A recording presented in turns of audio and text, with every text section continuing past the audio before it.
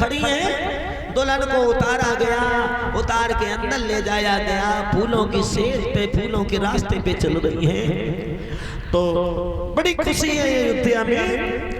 औरतें जाती हैं, मुँह देखती हैं और मुँह देख करके आशीर्वाद देती हैं, बहू को पैसा देती हैं, मुँह दिखाई की रीति चली। इधर एक दिन दशरथ जी ने एक लड़की का नाम सुन लिया जिसका नाम है कैकेयी।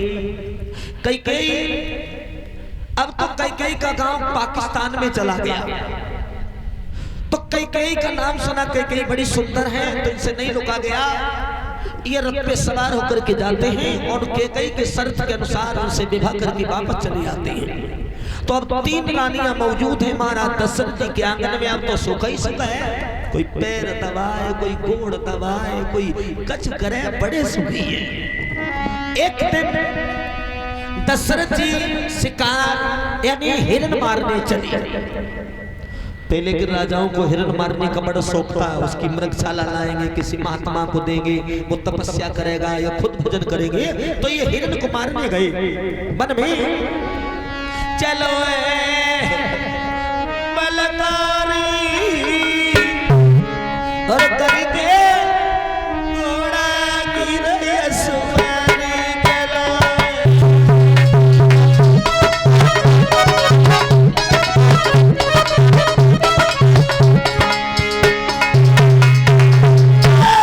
चलो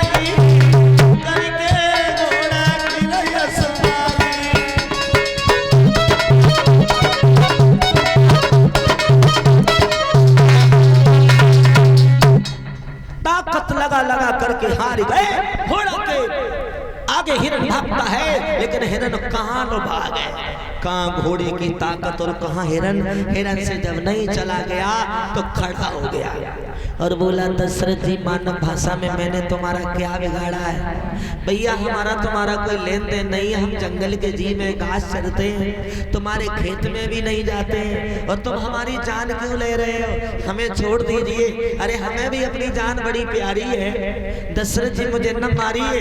अगर तुम मार रहे हो तो ये तुम्हारी लंबी भूल है, क्यों तुम हमें मार भी नहीं पाओगे। हिरण मुस्कुरा करके बोला कि तुम हमें मार नहीं पाओगे। दशरथ जी बोले क्यों नहीं? तो हिरण कहता है सुनो, हमें एक वरदान मिला है कि जाना जाके अरे सुता नहीं हो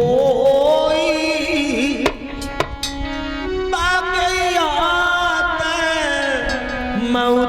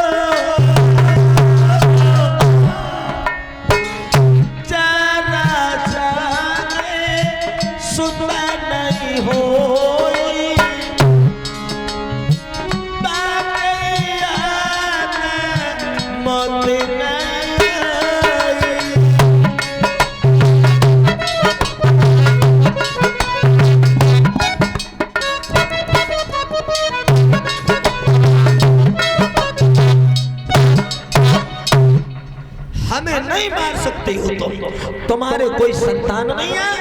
अब दशरथ जी के होश उड़ गए, वापस चले आए बड़े दुखी भये, गुरु जी के पास गए। संध्या को रोटी नहीं खाई, गुरु वशिष्ठ के पास गए, अपने दिल की बात कही।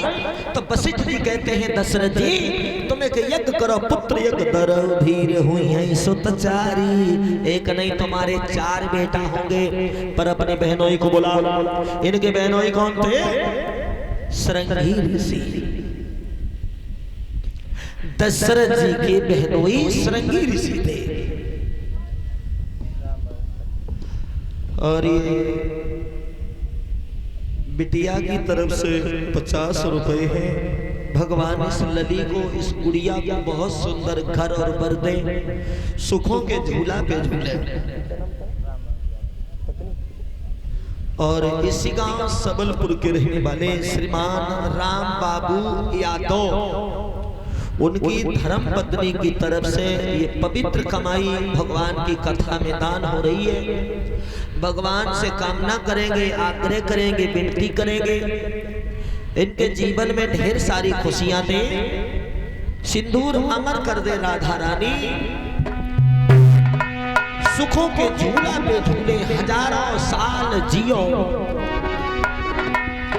तो गुरुदेव कहते हैं बेटा अपने बहनोई को बुलाना और उनसे यज्ञ करवाना, तो तुम्हारे घर में एक नहीं 4 बेटा पैदा होंगे। अब तो ये खुशी खुशी आए और अपने बहन बहनोई को बुलाया। पहले का ये नियम था, कोई भी धर्म का कार्य किया जाता था तो उसमें बहन बहनोई को बुलाया जाता था, बुआ जी को बुलाया जाता था, फूफा जी को बुलाया जाता था, यानी मान पक्ष को पहले बुलाया जाता था। और अब भाइयों बहनों बड़ा अंतर है। अब किसे पहले बुलाओ जाते हैं? अरे गई बदली